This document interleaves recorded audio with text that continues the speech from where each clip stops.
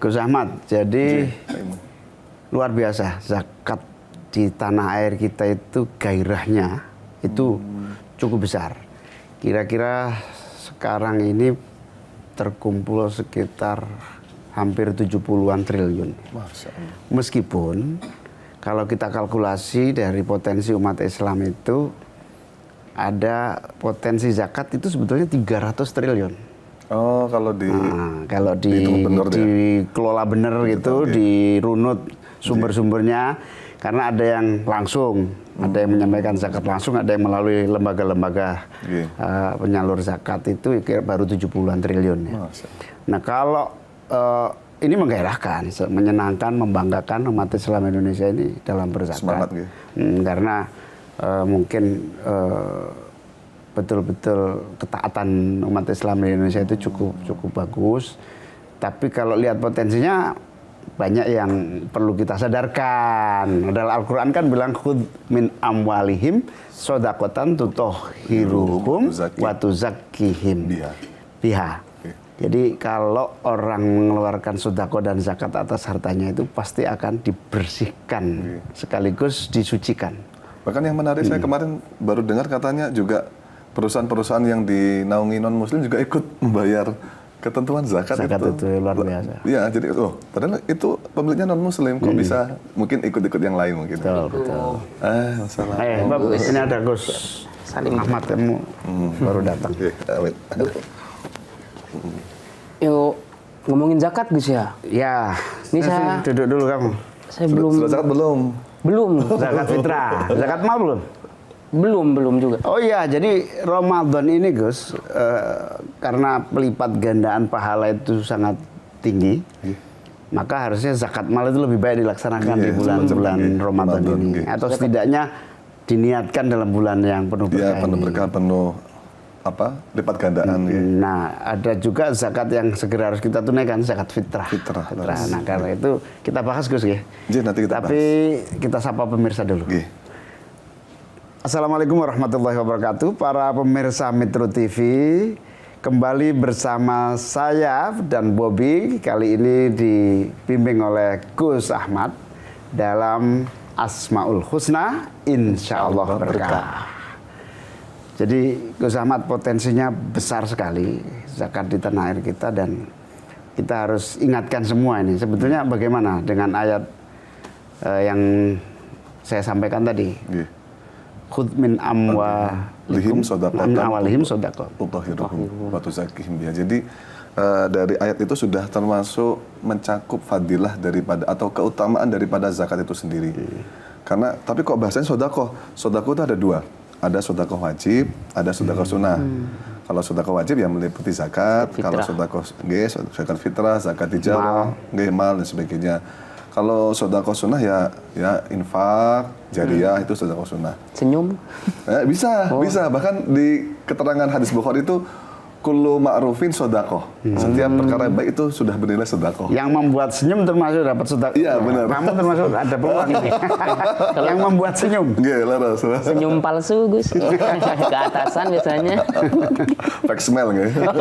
Iya benar.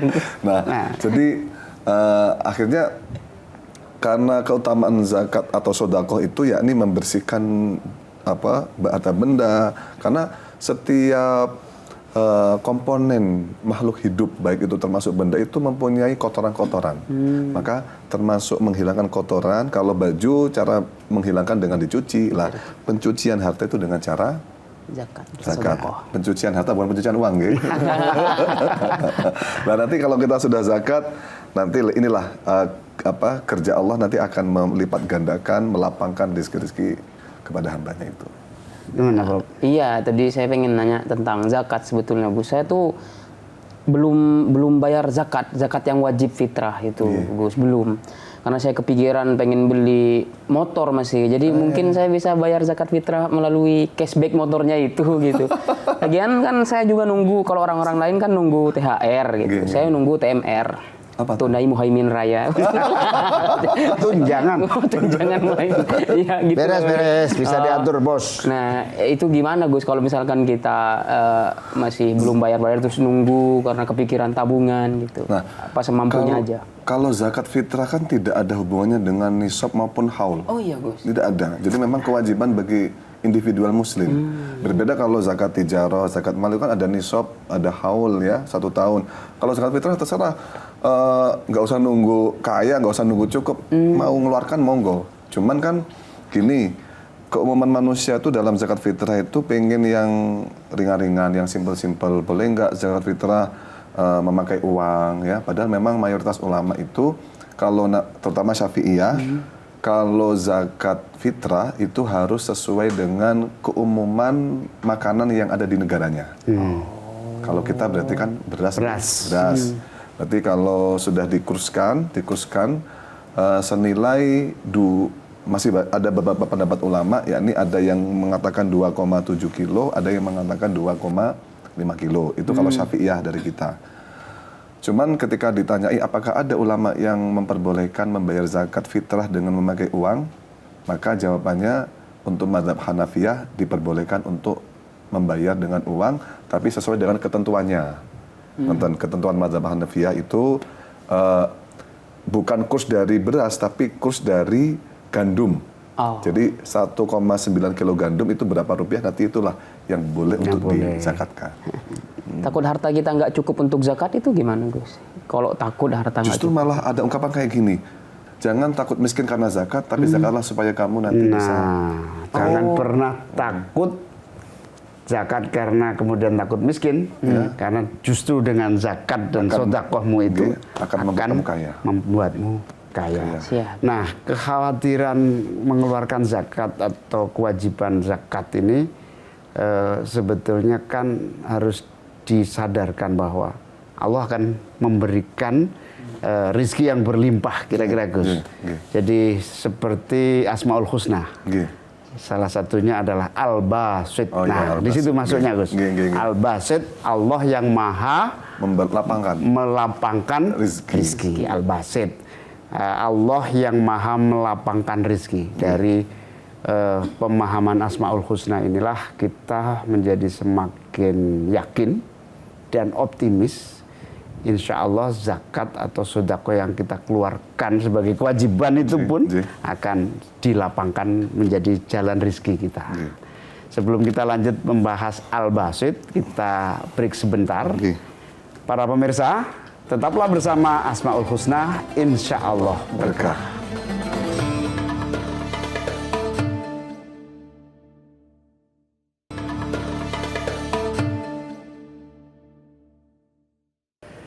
Pemirsa Metro TV kembali bersama dalam Asmaul Husna, insya Allah berkah. Gus Ahmad, apa makna Al-Basit sesungguhnya? Kalau makna Al-Basit dalam kitab Syarah Asmaul Husna karang Syekh Muhyiddin Al-Kafiji, beliau mengatakan Al-Basit itu at-tausi'ah fil atiyah, yakni memberikan kelapangan dalam pemberian. Jadi sudah diberi, kemudian diberi lagi. Jadi kalau contoh saya ngasih orang permen 5 orang permen satu-satu saya kasih 10. Berarti 10 itu adalah bentuk tausiah, bentuk pelapangan rezeki bagi dia. Nah, jadi biasanya Allah itu akan melapangkan rezeki kepada hambanya ketika memang hambanya itu memberikan bentuk tasarruf kepada hartanya itu ke jalan Allah. Jadi Allah akan melapangkan rezekinya seorang hamba ketika hartanya tersebut digunakan untuk jalan kebenaran, jalan Allah, infak fisabilillah itu. Maka nanti inilah janji Allah yang akan melapangkan rezeki kepada mereka. Jadi Al-Basit yang melapangkan rezeki. Tapi harus diambil-ambil, yaitu melapangkan rezeki nanti bisa jadi dengan cara dia harus mensedekahkan hartanya kepada jalan kebenaran, jalan Allah. Jadi intinya don't worry, jangan khawatir. Berzakatlah, bersedekahlah, karena pada dasarnya Allah maha melapangkan rezeki yang kita punya. Bahkan manfaat zakat itu banyak sekali. Di antaranya yang pertama, saya spesifikasi zakat dulu karena memang ini kita di bulan Ramadan yang identik dengan zakat fitrah. Ada sebuah hadis Nabi, ada sebuah hadis dari riwayat Imam Baihaqi yang mengatakan hasinu amwalakum bizakah. Bentengilah harta kalian dengan zakat. Jadi ibarat kalau sebuah gambaran, zakat itu akan menjadi benteng bagi harta-harta seorang orang umat Islam, sehingga akan menjaga hartanya untuk rusak maupun harta akan hancur, akan hilang dan sebagainya, ibarat layaknya sebuah benteng. Bahkan ada lagi dari hadis Nabi yang mengatakan man adda zakata malihi faqad dhahaba minhu syarruhu. Barang siapa yang berzakat fitrah, menzakatkan hartanya, bukan fitrah, menzakatkan hartanya, maka akan dihilangkan dari dirinya keburukan-keburukan yang dia miliki. Nah, makanya istilahnya itu tadi, tutahhiruhum ya semacam ini.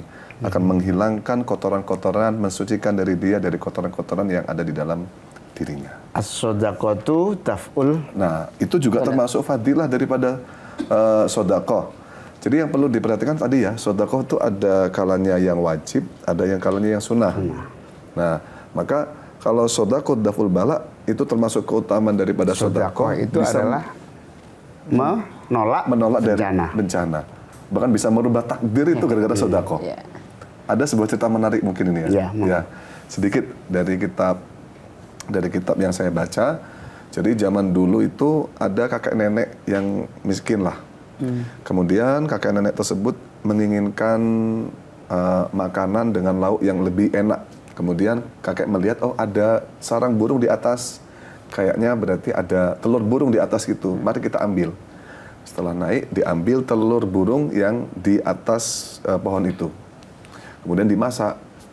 Setelah dimasak, dimakan. Tak lama kemudian induk burung datang ke sarang tersebut. Mencari telurnya kok nggak ada. Bingung, kemana ini? Tahu kalau ternyata telurnya tersebut diambil oleh kakek nenek yang ada di bawah. Lapor ke Nabi Sulaiman. Marah-marah, Nabi Sulaiman, ini gimana ini? Saya punya anak lagi bentuk telur kok malah diambil oleh manusia. Kurang ajar di bawah gitu ya. Akhirnya Nabi Sulaiman mencoba untuk menenangkan, ya udah gini aja.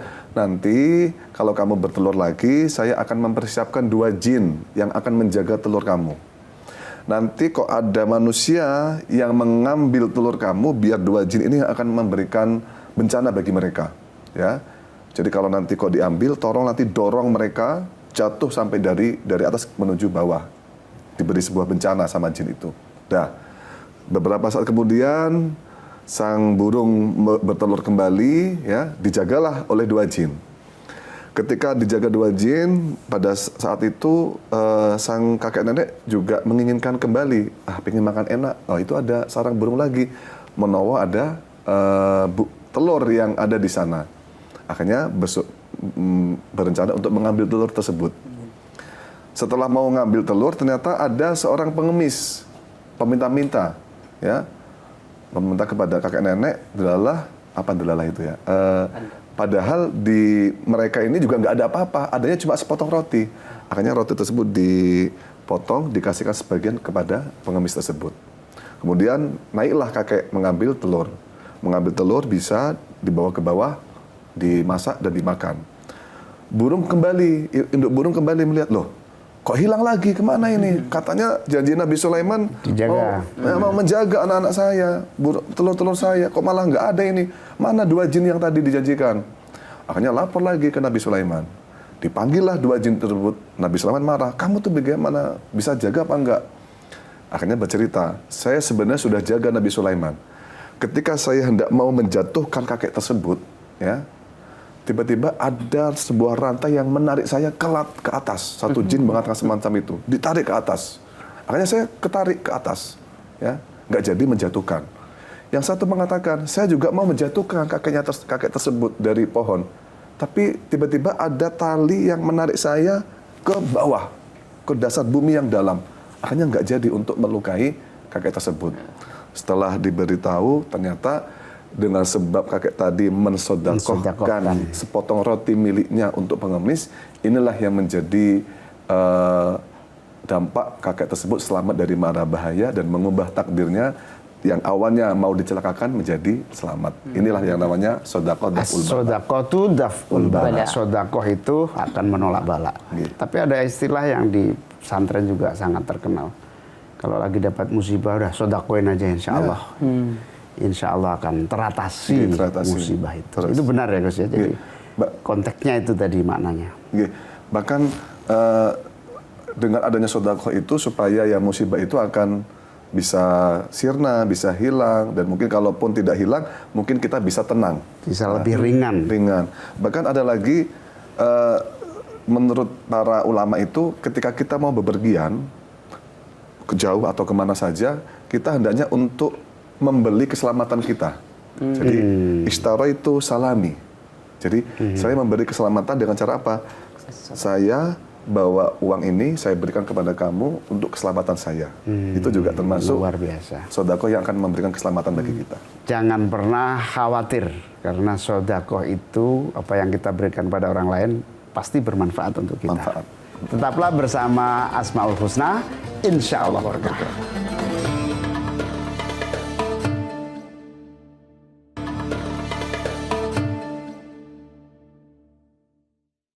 Pemirsa, masih bersama saya dan Bobi dalam Asmaul Husna. Nah, Gus Ahmad masih menyertai kita. Iya. Gus, jadi zakat ya, terutama ini benar-benar manfaatnya luar biasa. Terutama para pihak yang berhak menerima zakat, Luar biasa. yaitu orang Fakir, miskin. Nah, ini kita masih punya tanggungan, Gus. 3,17 juta orang miskin ekstrim. Masya Allah. Itu 3.170.000. Itu by name, by address. Nah, kalau zakat ini difokuskan ke situ, saya kira miskin ekstrim akan teratasi dalam 2 minggu. Nah, karena itu kepada yang belum zakat jangan khawatir ya Gus ya, karena pada dasarnya uang yang kita keluarkan untuk zakat itu tidak akan pernah hilang. Gimana Gus? Dilipat gandakan. Hikmahnya itu Gus. Jadi yang pertama tadi saya teringat ada sebuah ayat Quran yang mengatakan wa fi amwalihim haqqul lisaili wal mahrum. Di setiap harta manusia itu terdapat hak orang-orang miskin yang meminta ataupun yang tidak meminta. Dalam artian apa? Harta yang kita miliki sebenarnya itu bukan harta kita seutuhnya. Ada sebagian harta orang lain yang Allah titipkan kepada kita. Maka oleh karena itu harus kita berikan kepada haknya. yang berhak. Oke. Dan tadi panjenengan mengatakan bahwa ketika orang bersedekah akan dilipat gandakan hartanya dengan sebanyak mungkin. Ini ada sebuah ayat menarik di dalam Al-Quran yang mengatakan man dzalladzi yuqridullah qardan hasanan fayudha'ifahu. Nah, di sini saya mengarahkan ini juga kepada zakat. Jadi kalau artinya kayak gini, barang siapa yang memberikan pinjaman kepada Allah, maka Allah akan melipat gandakan harta tersebut kepada dia. Nah, sekarang menjadi pertanyaan, apakah zakat bisa termasuk pinjaman? Bisa. Karena sejatinya pinjaman itu adalah sebuah keadaan kita meminjamkan orang supaya orang tersebut akan mengembalikan kepada kita. Berarti sama. Prakteknya, kita zakat kepada Allah, meminjamkan harta untuk Allah, supaya nanti Allah akan membalasnya dengan pahala dan lipat gandakan yang banyak. Tapi kalau niatnya supaya berlipat ganda boleh nggak Gus? Bunga. Nggak apa-apa. Nggak apa-apa. Oh, nggak apa-apa ya. Ini, jadi Ya Allah Gusti, saya kayak ini muka-muka Gusti ganti yang lebih banyak boleh. buatan masalah, Nggak buatan masalah. Jadi malah Boleh Bab. Kalau minta bunga, itu gimana? Nah, itu wallah alam itu. Nah, jadi makanya dengan adanya tawaran-tawaran Al-Quran itu supaya manusia tahu ada tawaran menarik yang terkait masalah zakat itu, nonton loh. Jadi makanya nggak apa-apa kita sedekah tujuannya supaya nanti ada kembalian cashback yang lebih dari Karena Qur'annya udah ngomong begitu. Ya sudah sebenarnya itu, daripada tidak zakat, mending zakat. Jadi kan di Jakarta itu sering gini Gus, kalau lihat mobil mewah solawatin aja gitu. Ya, Supaya ya. banyak. Ini lebih mampu dari itu, sodakoin aja gitu benar, sebetulnya. Tapi Gus, konteks zakat mal 2,5% itu nas fikih atau bagaimana? Iya, nas dalam hadis yang mana apabila seseorang sudah memiliki ketentuan 1 haul, 1 tahun dan hartanya sudah mencapai 1 nisab, Nah, nisab itu Berapa, Gus? bisa kalau sekarang itu senilai 80 gram emas kayaknya 80 senilai itu ya. Jadi kalau kok sudah sampai situ hartanya, maka dia wajib untuk mensedekahkan hartanya sebanyak 2,5%. 80 gram kali 2 juta aja lah rata-rata Jadi berapa gitu. itu? Ya. Jadi kalau kewajiban ini bermakna dua. Bermakna yang pertama memang yang harus dilakukan.